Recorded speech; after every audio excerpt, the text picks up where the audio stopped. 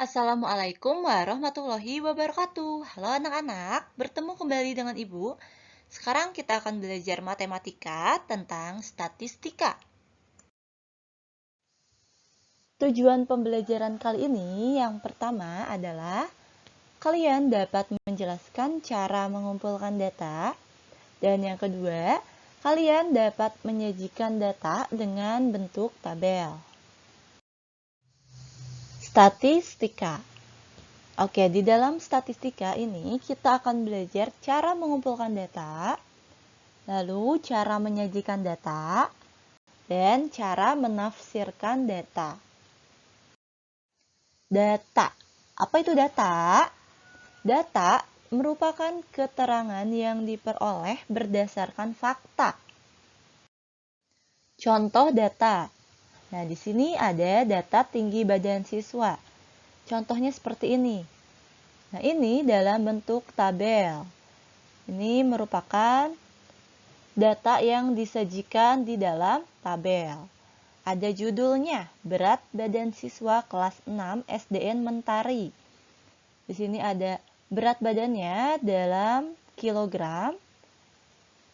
Lalu di sini ada 29 kg sampai 39 kg. Dari yang paling kecil beratnya sampai yang paling besar. Lalu turus. Nah, turus ini harus sama dengan banyak siswa atau frekuensi.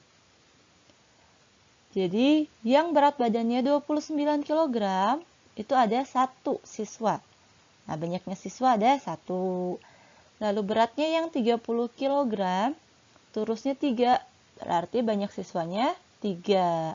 Atau frekuensinya 3. Jadi, frekuensi itu sama dengan banyak. Nah, nanti sampai 39 kg, turusnya 1, artinya frekuensinya hanya ada 1. Jumlahnya ini dijumlahkan ada 30 siswa. Ini contoh data tinggi badan siswa yang disajikan dalam bentuk tabel. Oke, contoh yang kedua ada data pemilihan calon ketua kelas. Sama seperti tadi, bentuknya tabel. Ada judulnya ya, jangan lupa ditulis. Nah, judulnya di sini data calon ketua kelas. Ada nomor, namanya siapa aja nih nama calonnya. Lalu turus. Nah, turus ini berarti yang memilih siswa tersebut, yang memilih calon tersebut. Turusnya ada 10, di sini 16, 8, dan 6. Banyak pemilihnya berarti samakan dengan turus. Ini ada 10, ada 16, 8 orang yang memilih dan 6 orang yang memilih. Nah, sekarang di sini ada jumlah. Jumlah pemilihnya ada 40 pemilih atau 40 siswa. Ini contoh data pemilihan calon ketua kelas yang disajikan dalam bentuk tabel. Oke, kita bahas. Tadi kan ada 3 ya statistika. Ada mengumpulkan data, menyajikan data, dan menafsirkan data. Nah, ya, kita bahas yang pertama dulu, teknik pengumpulan data. Nah, teknik pengumpulan data ini, yang pertama ada pencatatan langsung. Pencatatan langsung dapat diperoleh melalui wawancara, penelitian, atau pengukuran. Nah, contoh pengumpulannya, data hasil perolehan suara pemilihan ketua kelas. Biasanya secara langsung, misal dipilih. Nanti kalau di dalam kelas itu, setiap siswanya menulis di kertas kecil atau menceklis nama-nama siswa yang akan dipilihnya siapa. Lalu nanti diumumkan secara langsung siapa saja nih yang terpilih, gitu kan? Nah, yang kedua ada data hasil wawancara makanan favorit teman sekelas. Nah, kalau sedang di rumah seperti sekarang, kalian bisa mewawancarai anggota keluarga kalian untuk bertanya makanan favorit. Paham ya? Lalu yang ketiga ada data hasil pengukuran tinggi badan teman sekelas. Jadi kalian mengukur satu persatu teman yang akan diukur tinggi badannya. Nah, ini merupakan pencatatan langsung. Pengumpulan data dengan cara pencatatan langsung. Nah, kita lihat yang kedua, kuesioner atau angket. Apa itu kuesioner atau angket? Kuesioner atau angket disebut juga lembar isian. Pengumpulan data dilakukan dengan cara meminta narasumber mengisi lembar isian sesuai data diri. Contohnya ya, contohnya secara online. Kalian kan biasanya menggunakan WhatsApp. Nah, kalian bisa membuat kuesioner kalian sendiri dengan cara diketik di WA-nya. Nanti diberikan kepada teman kalian, misalnya nama, _2, lalu kelas, _2, Nah, nanti apa yang ingin kalian ambil datanya? Misalnya kalian ingin mengambil data pelajaran yang disukai. Pelajarannya ada apa aja? Nanti disebutkan. IPA, IPS, Matematika, Bahasa Indonesia, Bahasa Sunda, PPKN, SBDP. Nah, nanti teman kalian suruh mengisi kuesioner tersebut, lalu dikirim kembali kepada kalian.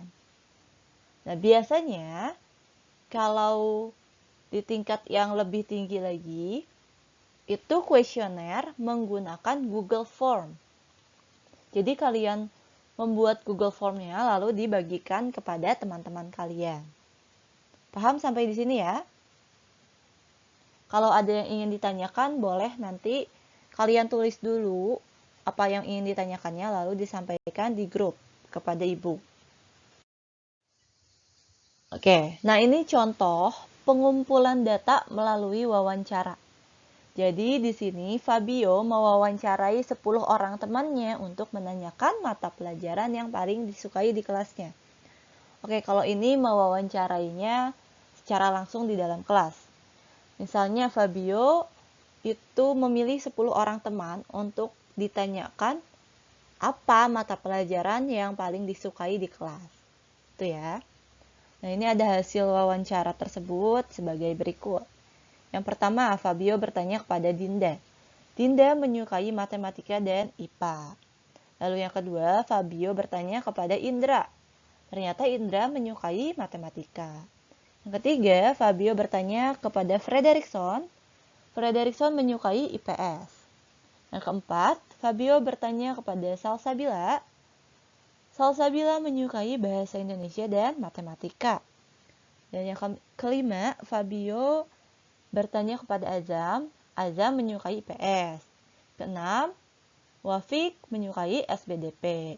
7, Rofi menyukai bahasa Sunda. 8, Syifa menyukai IPA dan IPS. 9, Nida menyukai matematika, IPA, dan SBDP. Dan yang terakhir 10 kepada Giza menyukai PPKN. Nah, ini hasil dari wawancara Fabio kepada 10 orang temannya. Nah, Fabio di sini masih menulis di buku atau di kertas ya. Nah, ini contoh pengumpulan data melalui wawancara. Ini belum matang datanya. Masih di list. Oke, tadi sudah belajar tentang mengumpulkan data, sekarang menyajikan data. Atau yang kedua, itu teknik penyajian data. Nah, data itu dapat disajikan dalam beberapa bentuk. Di antaranya yaitu tabel, diagram gambar, diagram batang, diagram garis, dan diagram lingkaran. Seperti yang di awal tadi, Ibu contohkan data yang disajikan dalam bentuk tabel. Sekarang kita akan belajar teknik penyajian data dalam bentuk tabel. Oke, di sini ada contohnya. Tadi kan Ibu sudah punya hasil wawancara Fabio. Nah, ini ya hasil wawancaranya. Sekarang, hasil wawancara ini kita sajikan dalam bentuk tabel. Nah, ini yang pertama itu muatan pelajaran yang diisi. Lalu banyak siswa, turis, dan angka. Kenapa muatan pelajaran? Karena kita akan menanyakannya mata pelajaran yang disukai, yaitu ada matematika, lalu ada apa lagi nih? IPA, IPS, Bahasa Indonesia, PPKN, SBDP, dan Bahasa Sunda. Kalian lihat dulu di sininya. Lihat di wawancaranya, apa saja yang disebutkan mata pelajarannya, baru dimasukkan ke dalam tabelnya. Nah, sekarang kita hitung turusnya dulu. Yang pertama, muatan pelajaran matematika. Oke, kita lihat di hasil wawancara Fabio, muatan pelajaran matematika. Siapa saja nih yang menyukai? 1, 2, 3, 4, 5. Berarti yang menyukai matematika turusnya 5. Boleh langsung tulis angkanya, berarti angkanya ada berapa? Ada 5. Gitu. Lalu yang kedua, muatan pelajaran IPA. Kita hitung nih, Dinda menyukai IPA, berarti 1, 2, 3. Ada 3 yang menyukai IPA. Yang ketiga, IPS. 1, 2, 3. Lalu bahasa Indonesia, kita cari yang menyukai bahasa Indonesia. Nah, ini Salsabila 1. Oh, hanya 1. Lalu yang menyukai PPKN.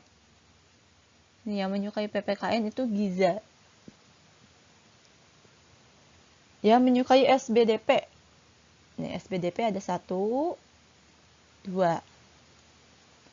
Dan yang terakhir yang menyukai bahasa Sunda, ini ya, bahasa Sunda ada 1. Lalu setelah itu kita tulis angkanya. 5, 3, 3, 1, 1, 2, 1. Nah, nanti jangan lupa di bawahnya ada jumlah. Jumlahnya yang angka ya, dijumlahkan. Baik anak-anak, nah dalam menyajikan data itu harus benar ya, sesuai dengan hasil wawancaranya ini. Jangan lupa dihitung juga nih, muatan pelajaran matematika ada berapa orang. Gitu. Paham tidak sampai di sini?